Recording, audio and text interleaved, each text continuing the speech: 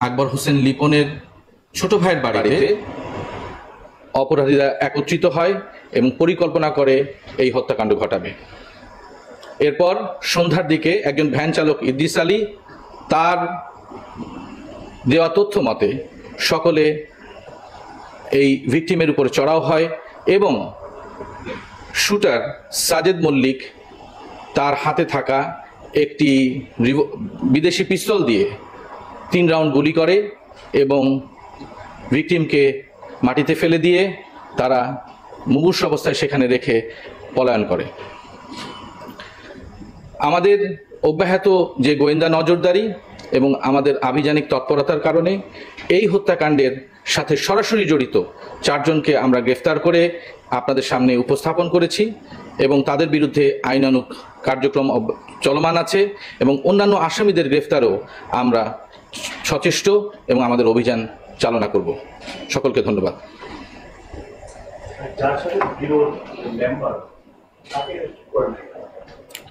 যার সাথে বিরোধ তার বিরুদ্ধে আমরা সে এখন ইয়েতে পলাতক আছে এবং তার বিরুদ্ধে মামলা দায়ের হচ্ছে এলাকায়। তার বিরুদ্ধে যে মামলা হয়েছে সে মামলায় তারকেও গ্রেফতার করা হবে। এই মামলার সাথে যারা যারা জড়িত মূলত আমরা তো এখন আমাদের তদন্ত কার্যক্রম চালাবো এবং এরপরে এর সাথে যারা যারা জড়িত তার প্রত্যেকেই আইনের আওতায় নেওয়া হবে।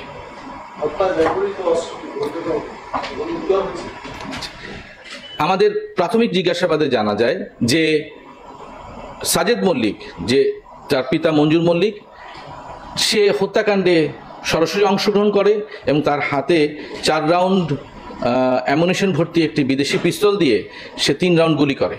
এই 3 রাউন্ড গুলি একটি ভিকটিমের হাতে, অন্যটি বুকে এবং অন্যটি পাঁজরে লাগে এবং পরবর্তীতে এই অস্ত্রটি সে নড়াইলের যে মধুমতি নদী আছে, মধুমতি নদীতে সে ফেলে দিয়ে সে আইন শৃঙ্খলা রক্ষাকারী বাহিনীর চোখ এড়ানোর জন্য আত্মগোপনে চলে যায়।